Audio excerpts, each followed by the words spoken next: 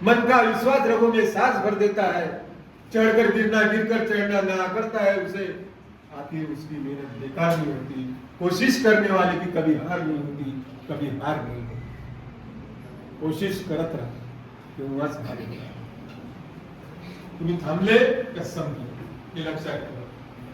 तुम्हाला पुन्हा या पदवीचे पदवीदान समारंभाच्या निमित्तानं तुम्ही पदवी ग्रहण केलेली आहे, तुम्हाला शुभेच्छा देतो। तुमचं भविष्य उज्ज्वल राहावं हेच यासाठी प्रार्थना करतो। एवढे बोलून माझे दोन शब्द संपतो। जय हिंद, जय महाराष्ट्र। प्रत्येक व्यक्तीच्या समोर एक शब्द लागलेला आहे। काय शब्द लागलेला आहे तो? डॉक्टर। म्हणजे डॉक्टर साहेबांपासून दादासाहेब नारायणराव पासून तर अगदी आभार प्रदर्शन करणारे आमचे डॉक्टर तनपुरे सरांपर्यंत सर्व डॉक्टर आहेत। उच्च विद्याभूषित असे सर्व हा व्यासपीठ या ठिकाणी आहे। या सर्वांना विनम्र अभिवादन करतो। आणि मित्रांनो, आपण पदवीदान समारंभात या ठिकाणी उपस्थित आहात। पदवी वितरण समारंभ आपण त्याला म्हणतो। पदवीदान समारंभ हा विद्यापीठामध्ये साजरा केला जातो, आपण पदवी वितरण समारंभ म्हणतो। खरं तर आपण आपल्या जीवनातील सर्वात महत्त्वाची डिग्री या ठिकाणी घेत आहोत, आपली पदवी आपण घेत आहोत। मित्रांनो, पदवी घेतल्यानंतर पुढे काय करायचं हा प्रश्न खूप साऱ्या मुलांसमोर असतो। आम्ही नेहमी जातो, अनेक ठिकाणी विद्यार्थ्यांशी बोलतो, भेटतो, चर्चा करतो आणि त्यांना म्हणतो की आता पुढे काय? मुस्कानला ज्याला मुस्कान आता पुढे काय, तर मुस्कानला सहज उत्तर देता येत नाही। ठाकेताईला विचारलं आता पुढे काय, काय करणार पुढे? मुस्कान सांगा तुम्ही, काय करणार पुढे? एमए करायचं, ओके, बिझनेस करायचा आहे, व्हेरी गुड। ती मानसी कुठे आहे? मानवी पुढे काय? बिझनेस करायचा आहे, व्हेरी गुड। इकडे कोण सांगेल मला? फर्स्ट बेंच पुढे काय? पटकन हा, एमकॉम करायचं आहे। मुलांपैकी इकडं पुढे काय?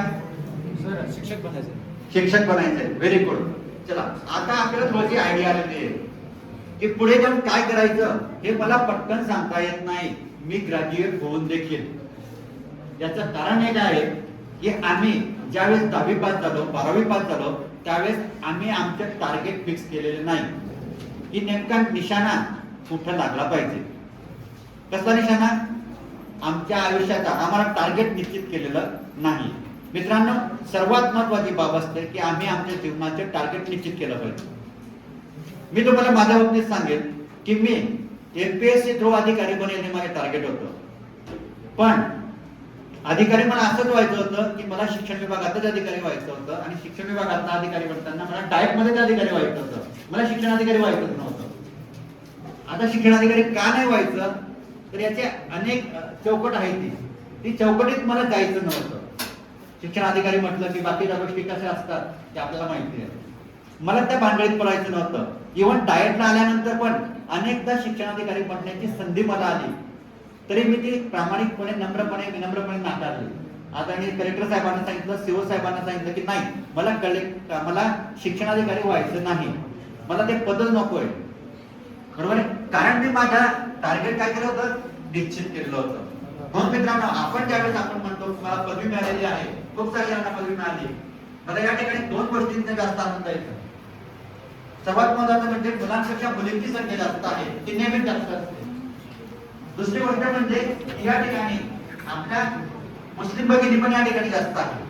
म्हणजे हा देखील एक महत्त्वाचा विषय आहे की फक्त मराठी, आपण मराठी कॉलेज म्हणतो, मराठी माध्यमाचं, पण या ठिकाणी तसं नाहीये। जात धर्म यांच्या भिंती विसरून या ठिकाणी मुलं शिक्षण घेत आहात, पुन्हा गोविंदाने शिक्षण घेत आहात आणि आपल्याला पदवी मिळते, याचा सर्वात जास्त आनंद आहे। तुम्हाला त्याला पुढे घेऊन काय करणार? अनेक जण डॉक्टर होतात, इंजिनियर होतात, आपल्याला होता येणार नाही। आता होत आहे का आपल्याला? नाही, डॉक्टर, वकील, इंजिनियर वगैरे आपल्याला होता येणार नाही, पण आपल्याला एक चांगलं व्यक्तिमत्व आपल्याला घडवता येईल। आपल्याला काय बनायचे ते कोणत्या?